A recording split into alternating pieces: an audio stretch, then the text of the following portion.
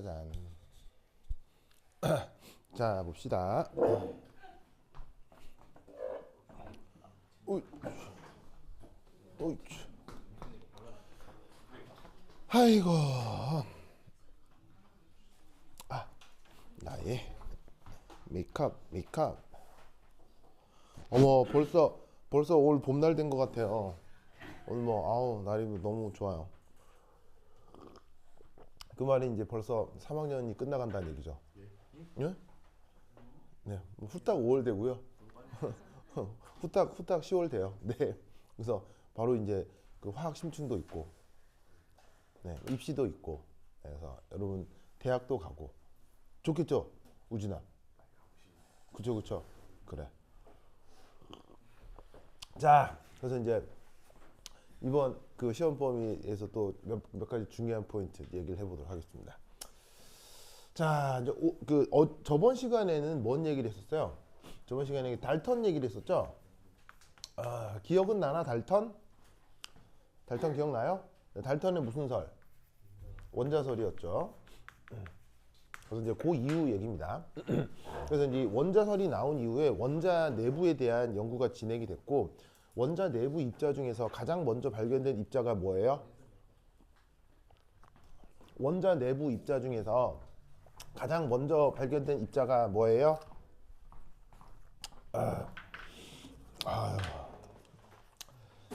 아유, 참, 이 사람들. 자, 원자 내부 입자 중에서 가장 먼저 발견된 입자가 뭐예요? 써놨잖아요. 뭐예요? 전자, 일렉트론. 그리고 학교에서 명명법 하는데 명명법 강의는 내가 이미 다 했어요. 알겠죠? 거의 모든 분야에 대해서 명명법 엄청나게 많이 했어요. 네, 그거만 하면 충분해요. 그래서 여러분 학교 선생님 교재에 있는 명명법도 내가 다 설명했거든요. 그러니까는 그거 강의를 꼭 봐요. 알겠죠? 네, 그거 안 보고 막 나한테 명명법 어려워요. 그러면 어떻게 보지도 않고 안 봤으니까 어렵지. 봐야 돼. 알겠죠? 알겠죠? 그래. 그래. 승우 왔어요? 그래. 승우 이거 엉덩이로 치면 안 돼요? 알겠죠? 그래. 그래. 승우. 승우 완전 유연. 좋아.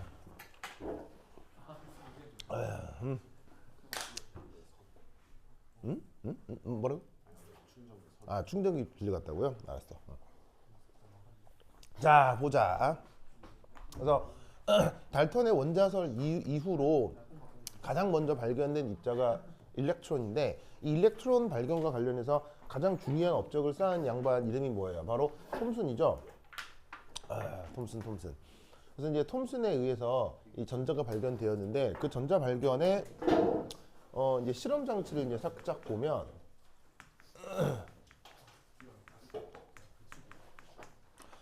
물론 실험 장치가 조금 더 복잡하긴 합니다. 복잡하긴 하는데 가장 그 기본적으로는 이렇게 해둔 거예요. 그래서 여기 이제 짜잔, 전자를 원래 이렇게 이제 전자를 이동시키려고 한 거예요. 근데 여기다가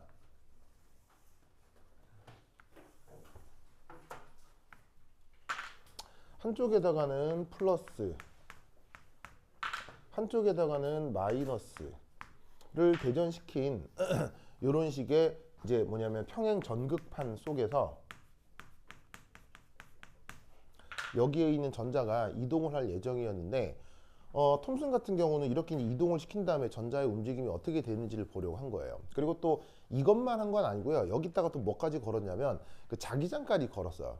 그래서 이제 이렇게 수직하게 전기장 하나 걸고 또 수직하게 자기장 걸고만 한 건데, 이 전기장 걸고 자기장 걸어서 이 안에서 어떤 움직임이 보이느냐는 사실 뭐냐면은 굉장히 그 물리학적인 분석이라 사실 이 부분은 오히려 전자기학에서 초반에 이 어떤 장 속에서 질량을 가진 입자가 움직일 때의 2차원 움직임, 그 분석하는 거 있잖아요.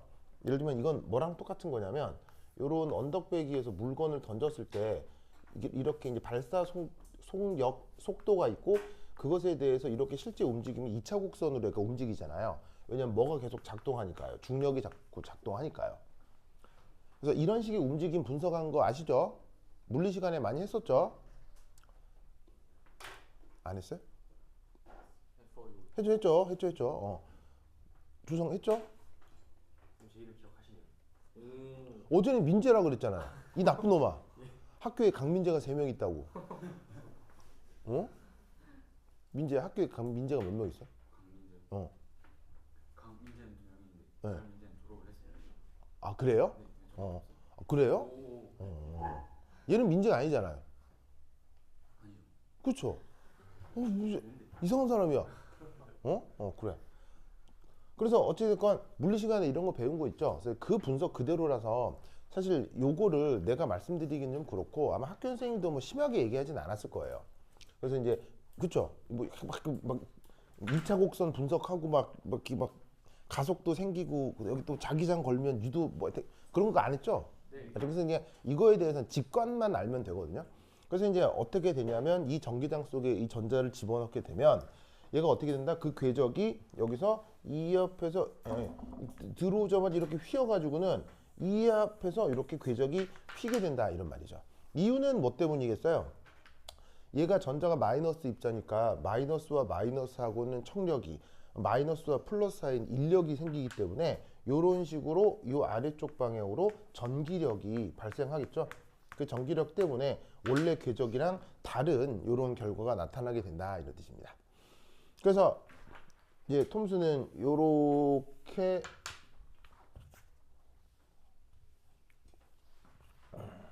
스크린을 딱 설치를 하고 자 여기가 어디냐?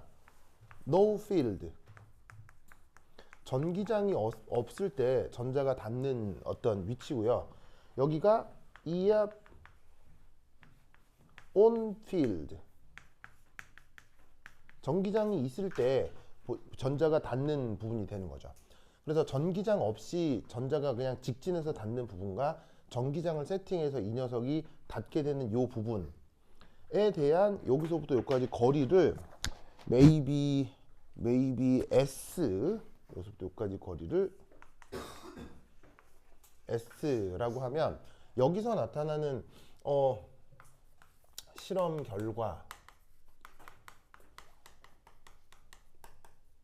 어떻게 되냐면 이건 뭐 웬만한 책들 찾아보면 돼요. 막 계산해 보면 최종적으로 이런 결과가 나타납니다. 그래서 이제 E 나누기 ME 해서 SE 그 다음에 LB 제곱. 오케이. 자, 요런 결과에 도달하게 돼요. 이때 뭐 여러 상수들이 있는데 결론적으로는 뭐 어쨌건 여기서부터 여기까지는 그냥 뭐다 상수입니다. 실험에서 세팅해 놓은 상수가 돼요. 그래서 뭐 이 E는 여기 있는 전기장 세기, B는 자기장까지 이게 세팅을 하거든요. 자기장 세기, 뭐 L 이런 애들은 여기서부터 여기까지 길이 뭐 등등등인데 핵심 데이터는 바로 여기서부터 여기까지 이 데이터예요. 그래서 여기에 있는 요거하고 요게 요렇게 이제 계산 결과로 들어가는데 나머지 부분은 상수고 최종적인 결과가 전기장이 없을 때 전자가 닿는 부분부터 전기장을 걸어서 궤적이 휘었을 때 전자가 닿는 부분 요 둘 사이의 거리, 그게 아주 가장 중요한 물리량이 되는 거예요. 그러면 이때 그게 누구랑 관계를 갖냐면 요거랑 관계를 갖는다 라는 것을 톰슨이 알아내 가지고 요걸로 노벨상을 받은 거예요. 알겠죠? 그럼 이제 얘를 수리적으로 증명해 나가는 과정, 그거는 물리학이니까 물리 선생님 시간에 훨씬 더 자세히 배우도록 하시고요. 여기서는 이 실험을 하게 된 직관과 아이디어에 대한 얘기만 살짝 해보도록 하겠어요. 자, 우선 여기 주어져 있는 이 값을 뭐라고 부르는지는 알아요? 이 표현을 뭐라고 부르는지는 알아요? 굉장히 중요한 표현인데 바로 비전하라는 말을 쓰죠.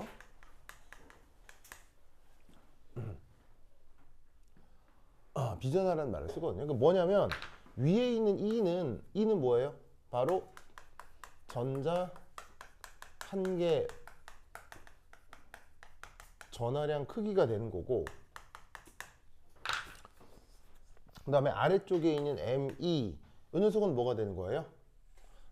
바로 전자 한 개의 질량이 되는 거죠.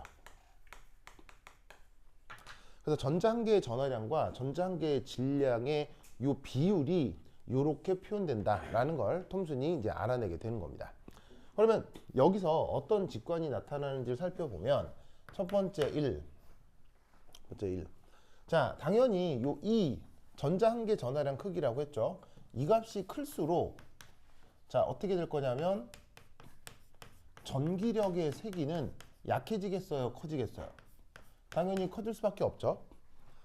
전기적 입자의 그 전하량 크기가 커질수록 전기장이 됐건 자기장이 됐건 그 안에서 생기는 전기력의 크기는 강해질 수밖에 없을 거예요. 그러면 전기력의 크기가 커지는 만큼 이 녀석의 궤적은 더 크게 휘게 될 거란 얘기죠. 이 값의 뜻이 뭐냐면 전자 궤적이 더 크게 변한다겠죠.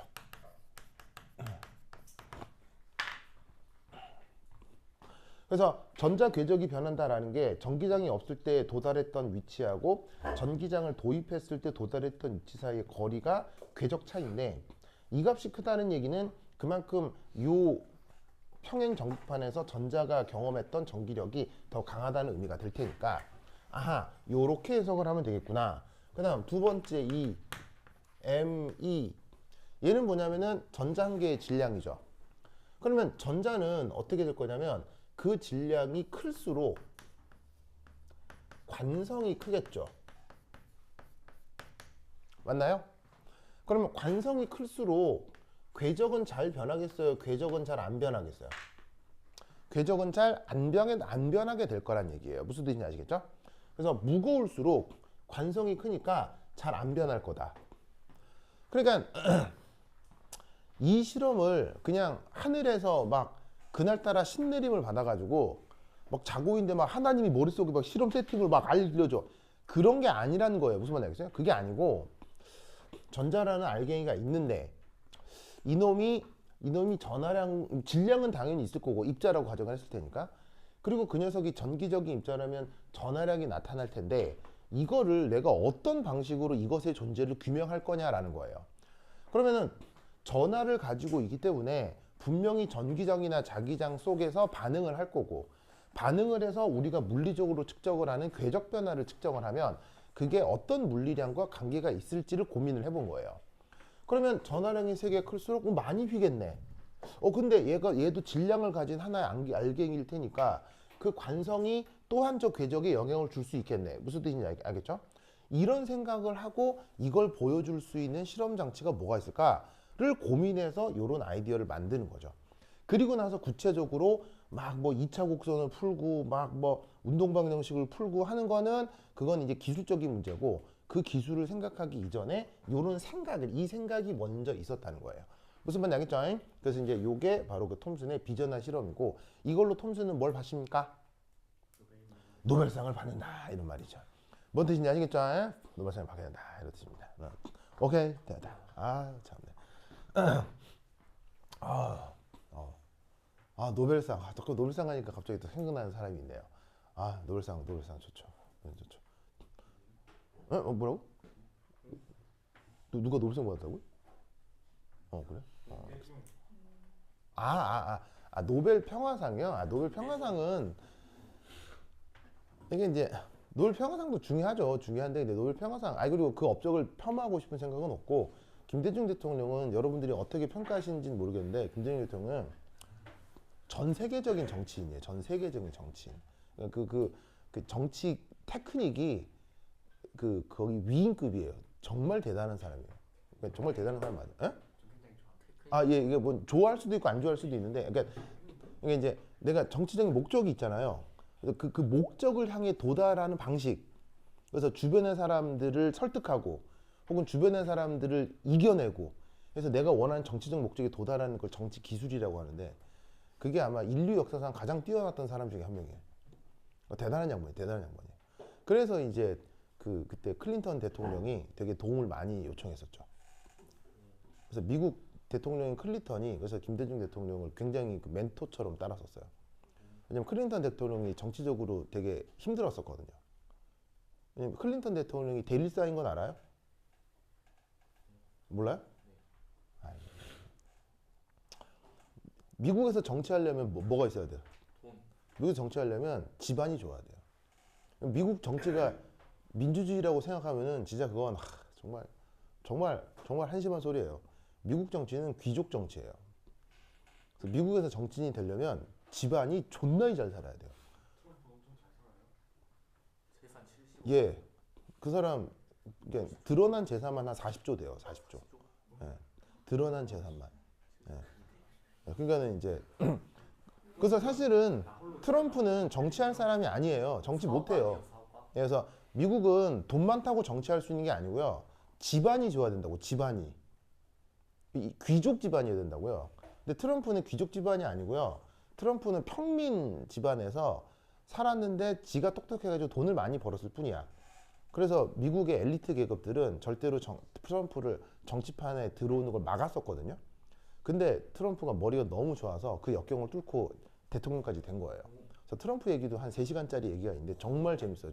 정말 트럼프가 어떤 사람이고 트럼프를 우리가 어떻게 활용해야 되는지 그거에 대한 하여튼 뭐 든든 어쨌건 근데 이제 일론 머스크 돈 많은 사기꾼이죠.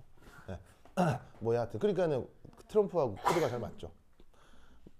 그래서 이제 클린턴 대통령이 근데 클린턴 대통령은 평민이에요.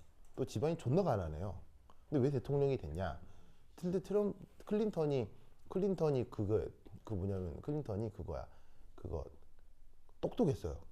그래갖고 대학 다닐 때 누구를 만나냐면 힐러리 클린턴을 대학 다닐 때 만나는 거죠.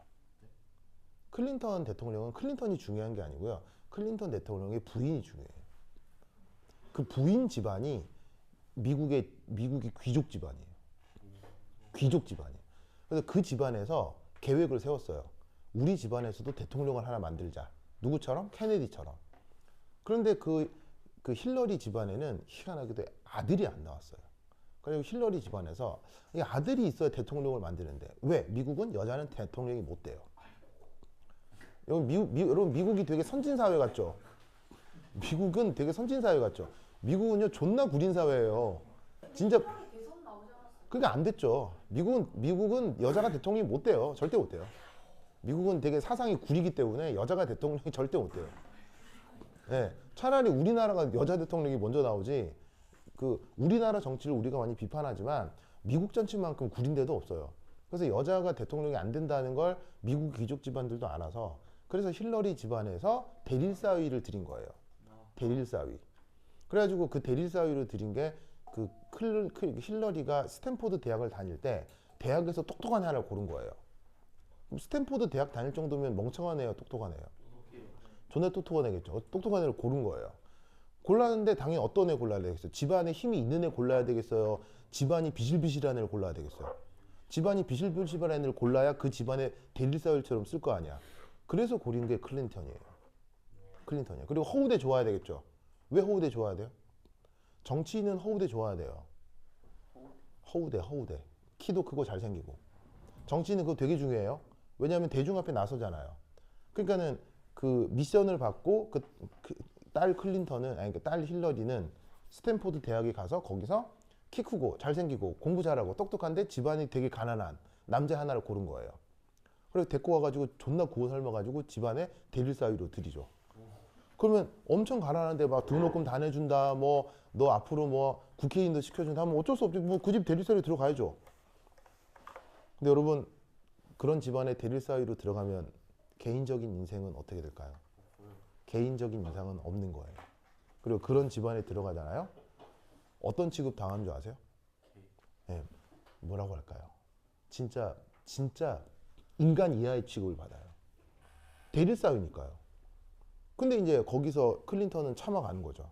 자기의 야망을 위해서 참지만 사람의 욕망이라는 것도 있고 사람의 감정이라는 것도 있잖아요. 그런데 그 힐러리 집안에서 그 클린턴은 완전 먼지, 공기, 뭐 하인, 무슨 말인지 알겠어요? 벌레 취급을 받았을 거예요. 그러니까 거기서 계속 스트레스가 쌓이고 하지만 집안의 도움으로 대통령까지 되고 무슨 말인지 알겠죠? 그러면 미국 대통령 정도 되면 이제 스스로도 권력이 생기겠죠. 그러면 그 권력을 생기는 걸로 자기의 욕망 실현에 약간 그 권력적인 요소를 쓰려고 하면 클린턴 집, 그 힐러리 저기 처가에서 뭐라고 하겠죠. 야, 너 그러면 안 돼. 너 그 대통령 누구 때문에 된 거야? 뭐 이렇게 되는 거야. 그러니까는 그 클린턴이 풀 수 있는 방법은 그 스트레스를 풀 수 있는 방법은 뭐겠어요? 외도죠, 외도. 외도죠. 그래서 그 클린턴하고 힐러리는 정상적 부부 사이가 아니에요. 정치적으로 연결된 동맹 관계인 거지. 둘 사이에 뭐 사랑이 있다 그런 건 아니에요. 그래서 물론 당연히 결혼했는데 불륜하면 안 되지만 그 사람은 클린턴은 그런 어떤 그런 압박적 상황에서 그런 스트레스를 이제 여러 명의 여자들과 불륜 관계로 푼 거예요. 그거를 힐러리도 알고 힐러리 집안도 다 안 거예요. 알아요. 하지만 상관없어요. 대통령이 되는데 그런 건 문제가 되지 않으니까요. 그래서 이런 많은 스트레스를 클린턴이 알고 있을 때 이 클린턴이 가장 많은 조언을 구했던 사람이 바로 김대중 대통령이에요. 그래서 김대중 대통령 영어가 또 굉장히 잘 됐기 때문에 그래서 클린턴이 이런 식의 스트레스나 이런 정치적인 난관이 있을 때 전화 많이 했던 사람이 김대중 대통령이에요. 그때마다 여자 만나러 충고하신 거예요? 아니겠죠. 그게 아니고 설마 이 사람아 그게 여자 만나라고 충고한 게 아니고 그런 문제들이 발생했을 때 어떻게 대처해 나가라. 물론 뭐 100% 그대로는 안 했겠지만 그래서 여하튼 그런 분인지라 김대중 대통령은 대단한 분이긴 하지만 내가 얘기하려고 하는 노벨상은 그 말고 한강 작가. 그래서 노벨 문학상은 나왔는데 여러분들 중에 자연과학 쪽에 노벨상 하나 받으라고요. 수고하겠죠? 네. 네, 우진이 알겠죠? 그래. 자, 이제 노벨상. 그거 또 얘기하면 또 엄청 재밌는 거 많은데. 하여튼 뭐. 예. 오바마요? 오바마는 또 존나 개새끼죠. 그 진짜. 오바마 진짜 존나 개새끼 진짜. 이 방송을 오바마는 볼 일이 없으니까 내가 오바마 진짜 존나 개새끼. 그 새끼 진짜 내 진짜 생긴 것부터 찐따같이 생겼잖아요, 그게. 아니 위인전도 있는 사람 아니에요? 예, 그러니까 그런 새끼 위인전이 나온다는 것 자체가 진짜. 그러면 우리나라의 역사 발전을 한 20년 후퇴시킨 게 그 오바마예요. 존나 나쁜 새끼 진짜. 미국 사람들이나 좋아하지. 우리나라는 이제 오바마 오바마 근데 어쨌든 잘 보자. 예. 하여튼 이게 키 크고 잘생기고 말 잘하는 애는 항상 조심해야 된다니까요. 예.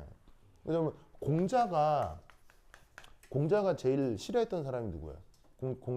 공자 헤이트. 공자는 뭐를 했느냐? 교원 영색이요. 교원 영색. 이거를 공자는 이걸 제일 혐오했어요. 공자 헤이터. 헤이터 2. 교원 영색. 공차. 교원 영색이 뭐예요? 교묘한.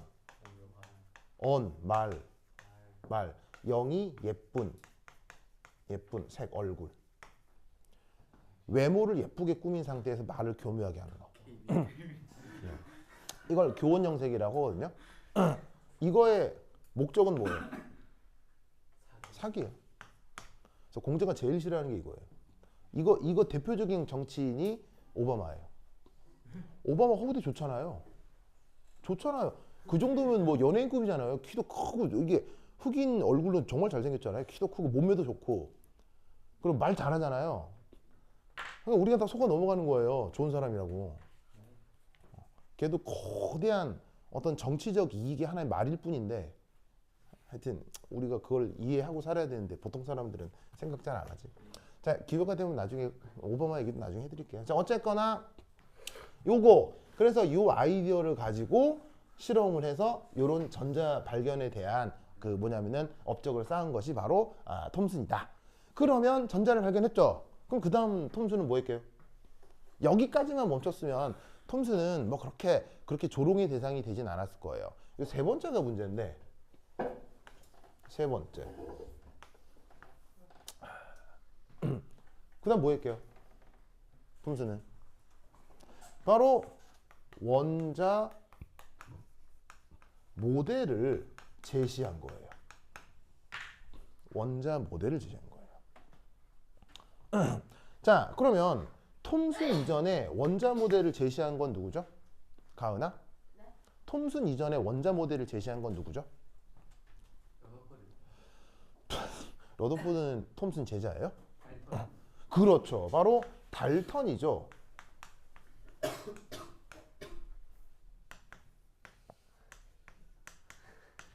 자, 달턴이 제시한 모델은 뭐예요? 저번 시간에 얘기했죠. 바로 짜잔 이렇게 그리고 바로 달턴 모델의 특징은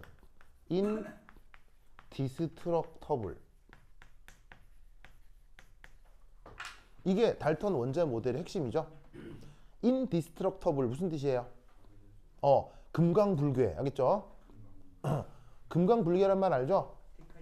그래서 그 금강불괴를 영어로 쓰면 indestructible이에요. 무슨 말인지 알겠죠? 왜 달턴은 indestructible이라고 그 원자를 얘기했어요? 왜 달턴은 파괴불가가 원자의 속성이라고 얘기를 했어요? 물론 이게 틀린 말임에도 이게 어떤 학술적인 가치가 있다고요. 약간의 가치가 있다고요. 그러니까 그건 알아야죠. 알겠어요? 틀린 말이지만 요래서 이렇게 얘기할 수밖에 없었겠구나. 그래서 달턴이 왜 원자는 파괴 불가라고 얘기를 했어요? 저번 시간에 다 얘기했잖아요. 질량 보존이요. 질량 보존을 설명하려고요. 네, 입자가 정해져 있는데 파괴 불가면 그 입자의 질량도 변하겠어요? 유지되겠어요? 유지되겠죠. 그러니까 질량 보존이라고 하는 실험적 현상을 설명하기 위해서 경근? 네, 경근. 이걸 보세요. 그래서 질량 보존을 설명하기 위해서 파괴 불가라고 설명을 했던 거예요. 무슨 말인지 알겠죠? 그런데 이 톰슨의 모델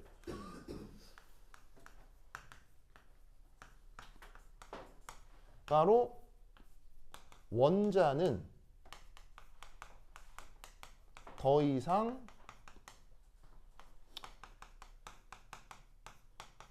파괴 불가가 아니라는 걸 알게 된 거예요.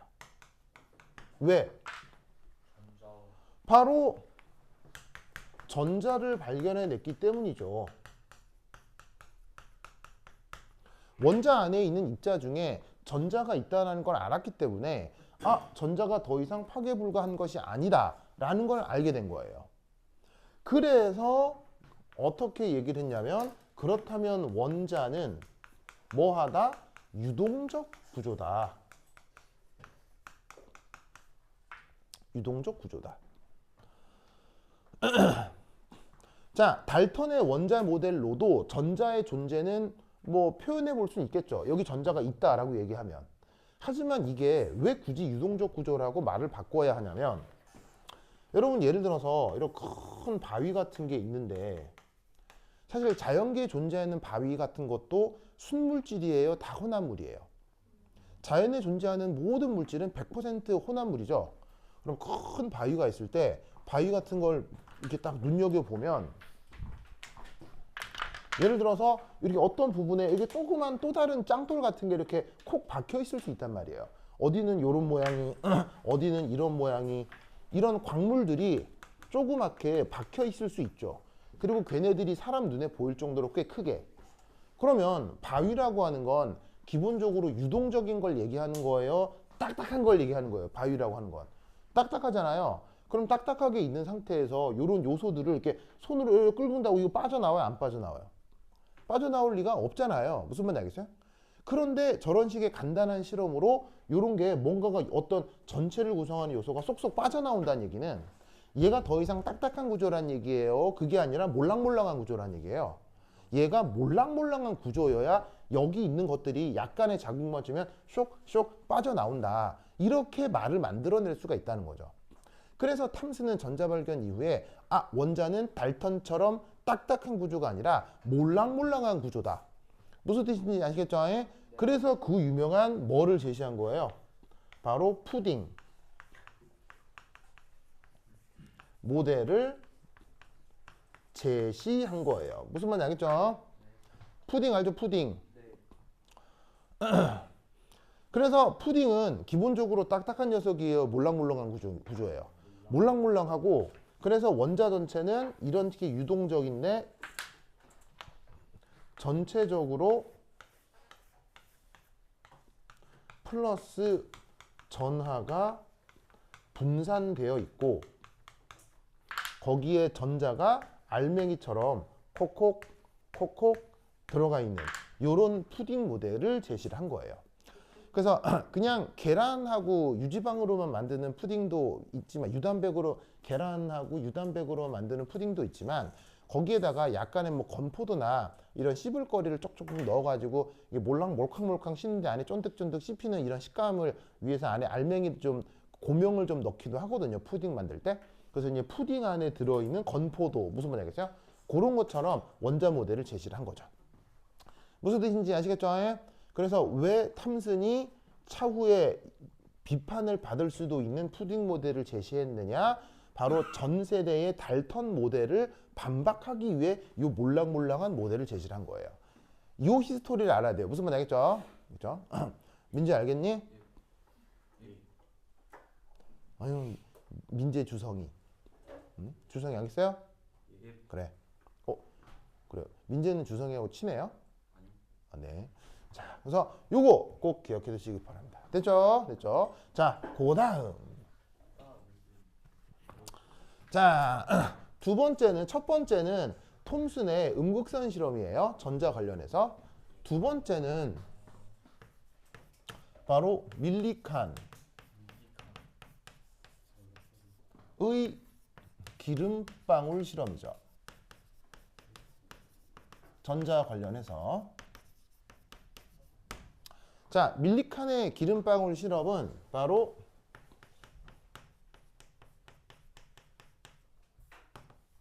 전자 전하량에 대한 직접적 측정이에요. 그래서 그 덕에 전자 하나의 전하량 크기가 짜잔 요거라는 걸 이제 밀리칸이 알게 되었습니다. 그리고 이 업적으로 또 당연히 뭘 땄습니까? 이 양반도 노벨상을 받았습니다. 그래서 이 밀리칸의 기름방울 실험도 사실 살펴보고 나면 굉장히 지니어스 하거든요. 정말 지니어스예요. 그래서 사실 이것도 공부해보면 되게 중요한데 어디에 수록되어 있냐면 내 교재 7페이지에서 8페이지 사이에 수록되어 있어요.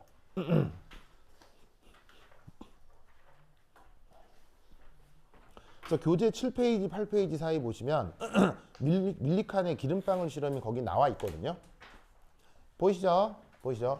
그래서 필요하면 여기를 공부하시면 되는데 학교에서 굳이 이렇게 세부적으로 안 했죠? 네. 그래서 이게 몇몇 아주 특별한 교사들만 이 부분을 강의를 하기 때문에 그래서 여기 수록해 두긴 했는데 그 뭐 굳이 그렇지 않았다면 이런 실험의 이름 정도만 알아두시면 돼요. 알겠죠? 만약에 혹여나 교사가 추가적으로 뭐 언급을 한다면 7페이지, 8페이지에는 이 내용을 그대로 찾아보시면 됩니다. 그리고 내 교재에 나와 있는 이 내용이 밀리칸 기름방울 실험을 분석하는 가장 예쁜 방법이에요. 이 순서대로 보면 가장 깔끔해요. 알겠죠? 요 수식이 막 전개돼 있잖아요. 이 순서대로 보면 가장 깔끔하게 밀리칸의 기름방울 실험을 파악할 수 있습니다. 그래서 여기 데이터가 있다라는 거 알아두시고요. 어쨌건 얘는 교사가 추가적인 언급이 있으면 나중에 보도록 하세요. 자, 어쨌건 밀리컨은 뭘 알아냈다? 전자한계 전하량을 알아냈다고 했죠? 그러면 역시 이것으로부터 뭐도 알 수 있었겠어요? 전자 한계 질량도 알아낸 것이죠. 자, 전자 전하량과 전자 질량의 관계를 비전하라고 했잖아요. 요거를 그래서 탐슨이 구해 보았더니 그 값이 1.7588 10의 11승 쿨롱 퍼 킬로그램. 여기까지가 톰슨의 업적이에요. 밀칸의 기름방울 실험으로 전자 전하량을 알게 되었기 때문에 전자 전하량을 이 비전하 값으로 나누어 주면 바로 질량을 구할 수 있겠죠. 그래서 전하량을 알아냈기 때문에 비전하를 알고 있어서 기존에 전자 질량도 알게 된 겁니다. 그래서 그 값이 대략 9.1 정도가 나와요. 10의 마이너스 31승 킬로그램. 이 데이터도 밀리칸 기름방울 실험으로부터 알게 된 거죠. 그래서 저런 역사적인 히스토리가 있다 정도만 알아두시면 되겠습니다. 자, 그 다음 한 장 넘겨서 8페이지에 원자의 얘기를 해보도록 하겠대요. 자, 이제 여기 지운다. 지운다. 지우자.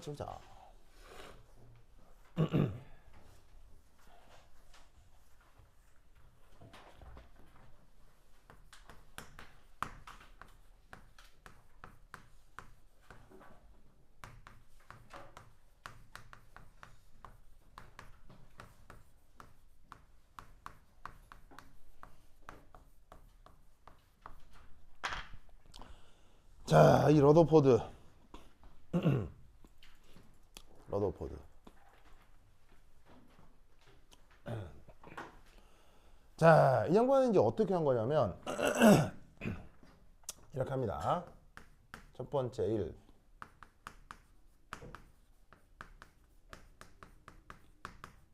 실험장치. 자, 여기서 이제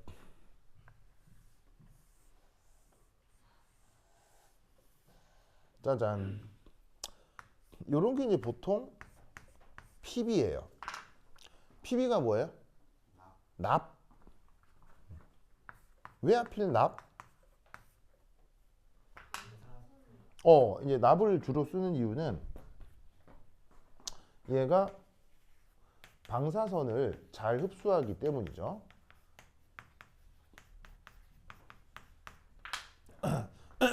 그래서 그 원자로나 아니면은 뭐 핵폭탄 주변에서 일하는 노동자들은 항상 뭘 입고 있어요? 방사능 차폐 옷, 이런 보호복을 입고 있거든요. 그래서 그 방사능을 차폐하는 보호복이 기본적으로 뭐로 되어 있다? 그 옷 안에 납판이 들어가 있어요. 아시겠죠? 이제 그걸로 이제 방사능을 견디는데 당연히 차폐율은 100%다. 절대 100%는 없다? 100%는 없어요. 그래서 방사능을 완벽하게 막아줄 수 있는 기술은 우리 우주에 존재해요? 존재하지 않아요? 존재하지 않습니다. 알겠죠? 방사능을 100% 막는 기술은 있다 없다? 존재하지 않습니다. 알겠죠? 그래서 그래서 이제 핵 기술을 응용한다는 거는 무조건 그 위험성을 같이 안고 사는 거예요. 무슨 뜻인지 알겠죠? 그래서 핵 기술을 활용하는 것에 있어서 가장 중요한 건 뭐냐면 이 방사능을 최대한 없게 만들거나 아예 방사능을 유도하지 않는 핵 기술을 개발하는 게 그게 지금의 이제 뭐냐면 우리의 과제가 되는 거죠. 무슨 뜻인지 아시겠죠? 그래서 그 연구를 지금도 하고 있습니까? 안 하고 있습니까? 하고 있죠? 네. 뭘로? 뭘로?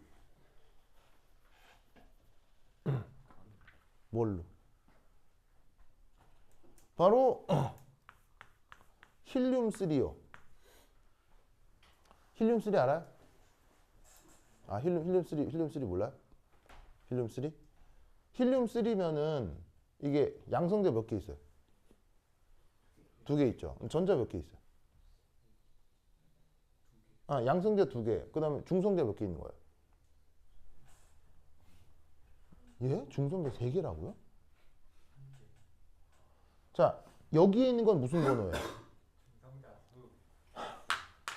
원자 번호. 여기 있는 건 원자 번호죠? 원자 번호의 뜻은 뭐예요? 전성자. 바로 양성자 개수잖아요. 무슨 말 알겠죠? 그 다음에 위에 있는 얘는 뭐예요? 질량. 얘는 질량수잖아요. 네. 질량수는 무엇에다 뭘 더한 거예요? 양성자. 양성자 수에다가 중성자 개수를 더한 거잖아요. 그럼 이렇게 쓰면 여기는 중성자가 몇 개 있어요? 한 개. 여기는 중성자 몇 개 있다는 뜻이에요? 하나 있다는 뜻이죠? 네. 그럼 얘를 만약에 이거랑 반응시켜요. 이거랑 반응시켜요. 이거는 원자 번호 얘 이름은 뭐예요? 수소. 무슨 수소? 이런 걸 중수소라고 하죠. 이름 뭐예요? 수업 시간에 했잖아요. 하이드로젠. 아, 수업 시간에 했는데 왜 수업들을 안 보는 거예요? 이 게으른 인간들아. 하이드라이드. 듀테리움이요. 듀테리움. 그걸 했어요. 네, 어반브릭스에서 했어요. 하면 뭐해? 안 보는데 아 진짜 여기서 했었지 않아요? 여기서도 한 것 같아요. 어쨌건 anyway 언젠간 했을 거예요. 지난 3년 사이에 언젠간 했을 거예요. 자, 그래서 얘 이름이 중수소. 그럼 얘는 중성자 몇 개 있는 거예요? 중성자 몇 개 있어요? 중성자 하나 있죠. 하나 있죠. 그러면 이 두 개가 반응하면 뭐가 될까요? 이 두 개 반응하면 뭐가 될까요? 힐륨이 2,4로 바뀌어요. 그리고 수소는 1, 1으로 바뀌고요. 뭐가 어디로 이동한 거예요? 뭐가 어디로 이동한 거예요? 중수소에 있었던 중성자가 힐륨으로 옮아가는 거예요. 무슨 말이겠어요? 그러면 요거 이때 반응열은 얼마일까요? 이때 반응열은 존나이 8열이에요. 무슨 말 알겠습니까? 왜냐? 힐륨 2,3보다 힐륨 2,4의 핵결합 에너지가 더 크기 때문입니다. 무슨 뜻인지 알겠어요? 얘가 핵결합 에너지가 더 크기 때문에 이게 더 안정한 원자핵이어서 여기서 이렇게 될 때 발열 반응이 엄청나게 됩니다. 이때 발열량은 어느 정도 많냐면 동일 질량 석유의 10만 배 정도 많습니다. 동일 질량의 석유를 반응시켜서 내는 화학 에너지에 10만 배 이상의 열 에너지가 방출됩니다. 그러면 이때 힐륨 2,4 자 그러면 이런 반응을 무슨 반응이라고? 이런 반응을 이런 걸 핵반응이라고 하죠. 맞나요? 그러면 핵반응이 되었을 때 이거 우리 지구에 이런 거 있어 없어? 원래부터 이런 거 있어 없어? 있죠. 이거 우리 지구에 이런 거 있어 없어? 원래부터 있어요. 있죠. 얘는 이게 다예요. 무슨 말이냐면 얘는 방사선이 나오지 않아요. 알파선이나 감마선이나 베타선이 나오지 않아요. 무슨 말인지 알겠어요? 알파선, 감마선, 베타선이 나오지 않기 때문에 이런 핵반응은 굉장히 안정하다고요. 그럼 만약에 이 반응을 인류가 제어할 수 있으면 에너지 문제가 어떻게 되겠어요? 에너지 문제가 뭐 바로 해결되겠죠.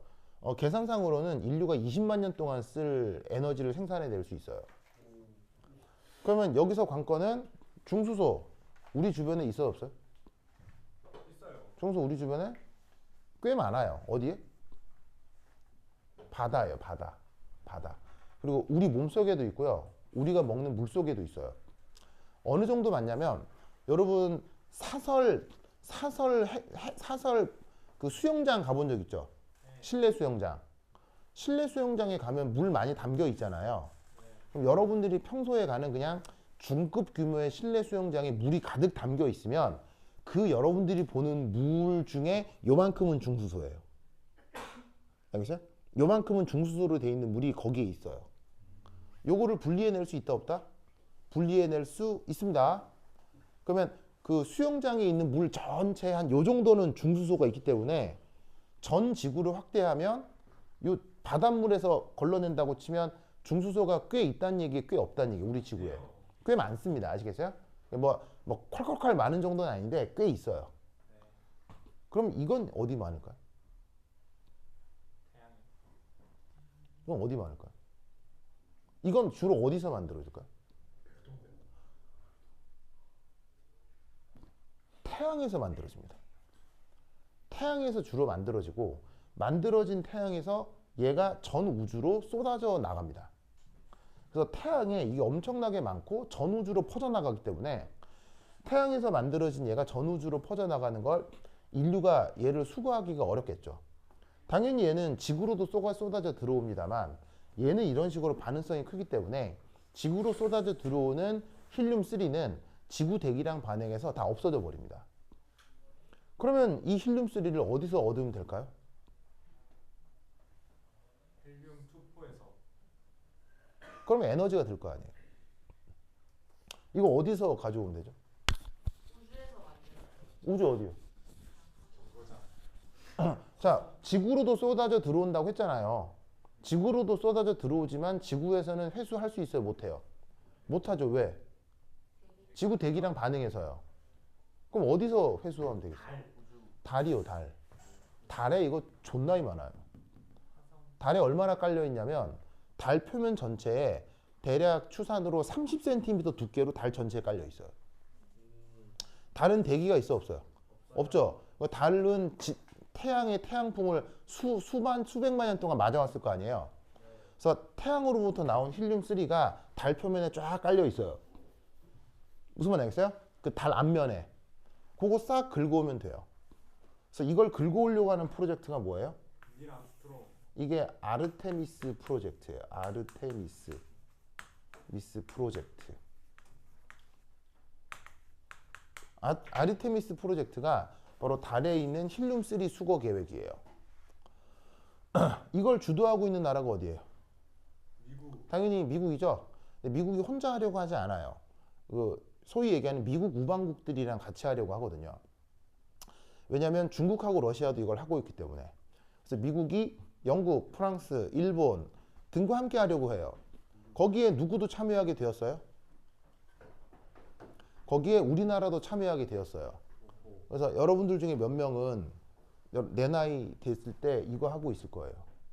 무슨 말인지 알겠어요? 여러분들 중에 몇 명은 이걸로 밥 벌어 먹고 있을 거예요. 무슨 말인지 알겠죠? 그래서 세상은 변하고 이런 일들이 있다라는 거 알아두세요. 알겠죠?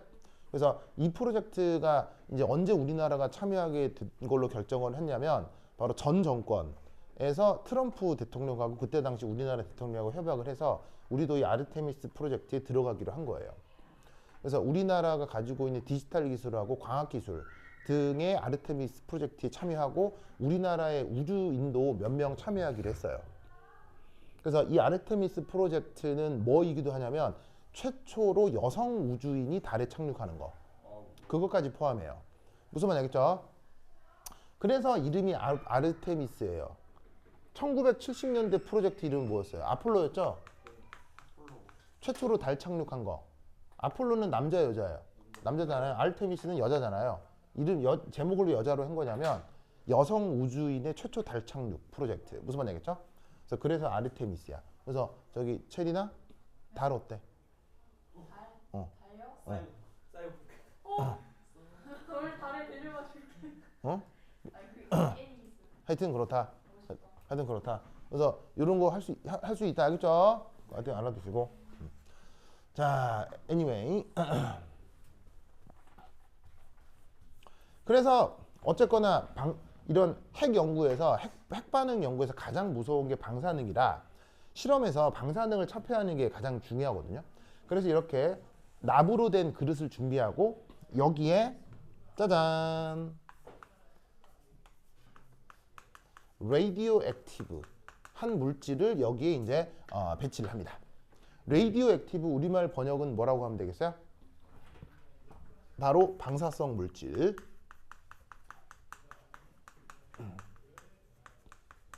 을 두면 여기에서 알파선이건 감마선이건 베타선이건 뭐가 나올 수 있다?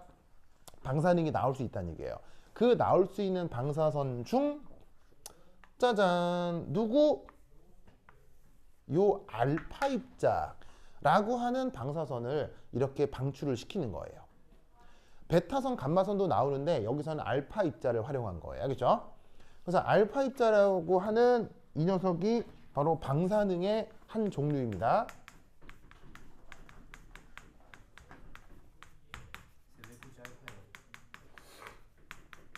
이유가 있습니다.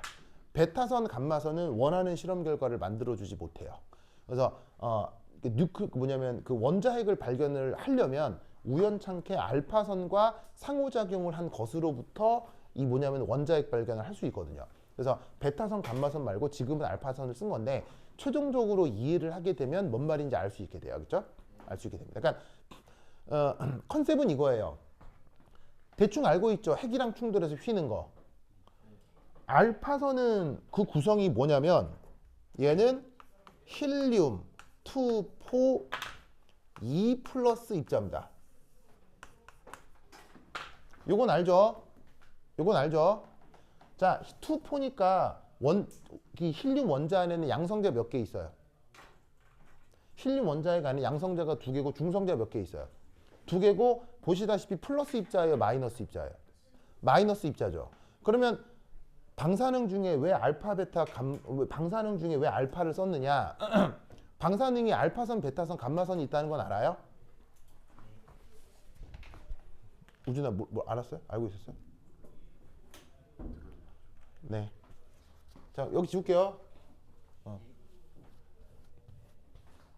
그러면 여러분들이 이 핵반응에 대한 지식이 좀 없으니까 슬쩍 요 전에 말씀을 드리면 방사능 종류는 크게 3가지가 있어요. 첫 번째 1 알파선. 알파선은 요거예요. 힐륨 2포 2 플러스. 두 번째 베타는 전자예요.